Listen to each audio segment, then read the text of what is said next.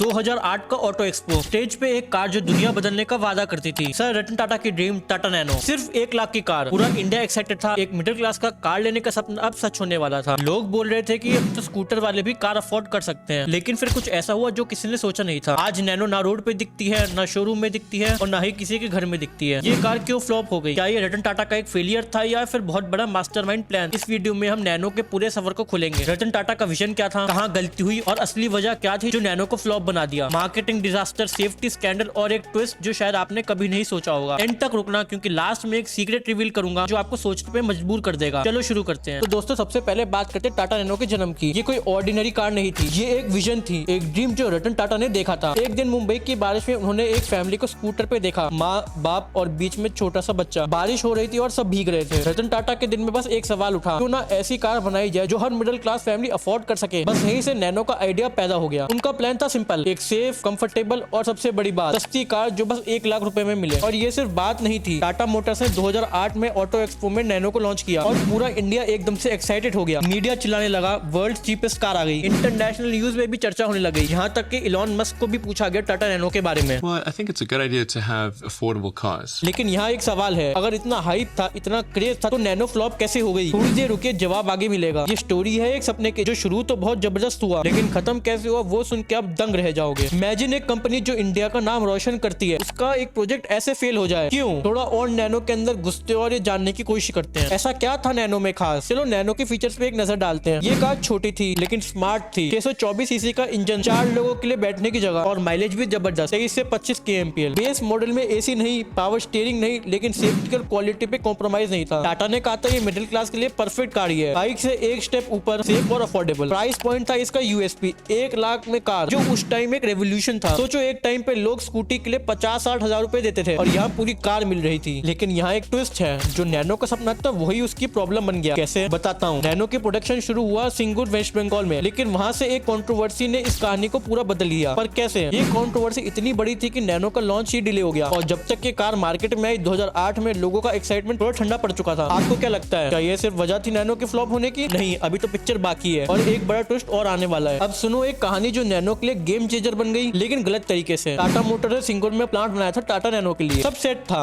Machines लग गई थी, वर्कर्स रेडी थे, लेकिन 2008 में वहाँ प्रोटेस्ट शुरू हो गए। ममता बनर्जी जो उस टाइम के ऑपोजिशन लीडर थी, किसानों के साथ मिलकर टाटा मोटर्स के प्लांट के खिलाफ मोर्चा खोल दिया। क्यों? क्योंकि 400 एकड़ फार्म लैंड का इशू था। किसान अपनी जमीन वापस चाहते थे और गवर्नमेंट मान नहीं रही थी। ये प्रोटेस्ट कोई छोटा मोटा नहीं था, पूरा पॉलिटिकल ड्रामा बन गया था। ये प्रोटेस्ट इतना बड़ा हो गया था कि रतन टाटा को एक दिन प्रेस कॉन्फ्रेंस करनी पड़ी और उन्होंने ये कहा सिंगुर में टाटा का प्लांट बंद कर रहे हैं। लेकिन तब तक करोड़ों रुपए लग चुके थे, टाइम वेस्ट हो चुका था और नैनो का हाइप वो भी काफी कम हो गया था। तभी उस टाइम गुजरात के चीफ मिनिस्टर आपके नरेंद्र मोदी जी ने चांस देखा और एक एसएमएस भेजा रतन टाटा जी को, वेलकम टू गुजरात। बस नैनो का प्लांट सानंद गुजरात शिफ्ट हो गया फिर। लेकिन ये शिफ्ट सस्ता नहीं था, टाइम गया, पैसा गया और नैनो का इनिशियल मोमेंटम भी गया, प्रोडक्शन कॉस्ट भी बढ़ गया। 1 लाख में गाड़ी मिलने का प्रॉमिस थोड़ा सा दिखावा लगने लगा। क्या ये था नैनो का टर्निंग पॉइंट? में भी, लेकिन अभी और वजह बाकी है। सोचो अगर सिंगुर में ये ना होता तो क्या नैनो आज भी चल रही होती? ये सवाल का जवाब आपको आगे मिलेगा। अब बात करते नैनो के असली विलेन की, मार्केटिंग। रतन टाटा ने नैनो को पीपल्स कार कहा था, लेकिन मीडिया और कंपनी ने इसको चीपेस्ट कार बना दिया। ये वर्ड चीप नैनो के लिए जहर बन गया। इंडिया में कार एक स्टेटस का सिंबल है। लोग बोलते भाई कार तो बड़ी ही होनी चाहिए और लग्जूरियस भी होनी चाहिए, लेकिन नैनो को सस्ती बोल के टाटा ने गलती से मिडिल क्लास के ईगो को हर्ट कर दिया। तो जो कोई बोलता है मैं नैनो चला रहा हूँ, तो लोग हंसते थे उस पे, अरे ये तो गरीबों की कार है। एक बार रतन टाटा ने खुद कहा था नैनो को चीपेस्ट कार बोलना उनकी सबसे बड़ी गलती थी। लोगों को लगता था ये लो क्वालिटी कार है। और यहाँ एक शॉकिंग स्टैट है, टाटा ने सोचा था कि 2.5 लाख नैनो हर साल बिकेंगी, लेकिन लॉन्च के बाद सिर्फ 30,000 बुकिंग ही आई। 2011-12 में पीक सेल्स थी 74,000 यूनिट्स, लेकिन 2016-17 तक आते आते ये सिर्फ 7,500 तक ही रह गई। ये नंबर सुन के शौक लगा ना, लेकिन ये सिर्फ मार्केटिंग की वजह से ही नहीं हुआ। एक और बड़ी प्रॉब्लम थी जो नैनो को ले डूबी। क्या लगता है वो क्या थी? थोड़ा हिंट, ये सेफ्टी से रिलेटेड है, अभी बताता हूँ। लेकिन पहले ये सोचो अगर आपको एक कार सस्ती मिले लेकिन उसका इमेज खराब हो तो क्या आप लोगे? जवाब मेरे को कमेंट्स में देना। अब नैनो का एक डार्क चैप्टर खोलते हैं, नैनो और आग का कनेक्शन। 2010 में कुछ नैनो कार्स में आग लगना शुरू हो गई। एक बार तो केरला में एक नैनो चलते चलते जल गई। पैसेंजर सेफ थे लेकिन न्यूज वायरल हो गई, लोग डरने लगे ये कार सेफ नहीं है। टाटा ने इन्वेस्टिगेशन की और कहा कि मैन्युफैक्चरिंग में कोई इशू नहीं था, लेकिन एग्जैक्ट रीजन कभी टाटा ने क्लियर नहीं किया। फिर भी ये इंसिडेंट्स नैनो की इमेज के लिए बॉम्ब बन गए। सोशल मीडिया पे लोग बोलने लगे नैनो को चलाना मतलब आग में बैठना। और यहाँ एक सवाल है, क्या नैनो सच में इतनी अनसेफ थी या सिर्फ बैड लक थी? एक्सपर्ट्स बोलते हैं कि छोटी कार होने की वजह से लोगों को डाउट था, प्लस बेस मॉडल में एयर बैग्स नहीं थे जो सेफ्टी के लिए एक माइनस पॉइंट था। टाटा ने बाद में पावर स्टीयरिंग, एसी और बेटर फीचर ऐड सेट किए, लेकिन तब तक बहुत देर हो चुकी थी। इमेज एक बार खराब हुआ तो वापस बनाना बहुत मुश्किल था। एक सर्वे में ये पता चला कि 60% इंडियन बायर सेफ्टी को प्रायोरिटी देते हैं और नैनो इसमें फेल हो गई थी। यहाँ तक कि GNCAP में भी इसको 0 स्टार रेटिंग मिली। क्या लगता है ये वजह थी नैनो कैंट की? ऑलमोस्ट। लेकिन अभी एक बड़ा सीक्रेट बाकी है जो आपको शॉक कर देगा। अब असली वजह पे आ जाते हैं। जो नैनो को मार डाला वो था इंडियन माइंडसेट। इंडिया में कार एक ट्रांसपोर्ट नहीं, एक स्टेटमेंट है। मिडिल क्लास सोचता है अगर कार लेनी ही है तो थोड़ी प्रीमियम तो होनी चाहिए। नैनो सस्ती थी लेकिन लोगों को सस्ता वाला टैग पसंद नहीं आया। एक एंटरप्रेन्योर कुणाल शाह ने कहा humans are obsessed with social status. Nano के साथ ये स्टेटस कहाँ था? लोग सोचते थे इसको चलाने में शर्मिंदगी होगी। प्लस कंपटीशन ने भी नैनो को पीछे धकेल दिया। जब nano I used car market बढ़ रहा था और लोग बोलते थे 1.5 लाख में नैनो क्यों, जब सेम प्राइस में सेकंड हैंड कार मिल सकती है। Second hand Maruti Alto, Hyundai Santro जैसे ऑप्शंस ने नैनो को ओवरटेक कर लिया। और यहाँ एक शॉकिंग ट्विस्ट, नैनो का प्रोडक्शन कॉस्ट बढ़ गया था स्टील और रबड़ के प्राइसेस की वजह से। तो 1 लाख का प्रॉमिस भी टूट गया। प्राइस 2015 तक 2 लाख के आसपास पहुंच गया था। तो क्या ये थी असली वजह? ऑलमोस्ट। लेकिन एक फाइनल सीक्रेट बाकी है जो रतन टाटा के दिल से निकला है। अब रेवलेशन सुनो। नैनो के फ्लॉप होने का एक बड़ा रीजन था रतन टाटा का खुद रिग्रेट। एक इंटरव्यू में उन्होंने कहा था नैनो को हमने गलत तरीके से प्रेजेंट किया। इसका विजन था सेफ्टी और अफोर्डेबिलिटी, लेकिन हम स्टेटस सिंबल वाली बात को भूल गए। एक विजनरी लीडर ने खुद मान लिया कि उनका ड्रीम गलत डायरेक्शन में चला गया। एंड उन्होंने भी कहा अगर नैनो को एस्पिरेशनल बनाया होता तो शायद बात अलग होती। और ये सोचने वाली बात है 2018 में टाटा मोटर्स ने नैनो का प्रोडक्शन एकदम बंद कर दिया। एक सपना जो करोड़ों लोगों के लिए था वो खत्म हो गया था। लेकिन क्या नैनो वापस आ सकती है? इलेक्ट्रिक वर्जन की बात चली तो 2019 में, लेकिन अब तक कुछ नहीं हुआ। लेकिन गाड़ी में कौन सी एक्सेसरी लगवानी है कौन सी नहीं, जानने के लिए इस वीडियो पे क्लिक करके आप देख सकते हो।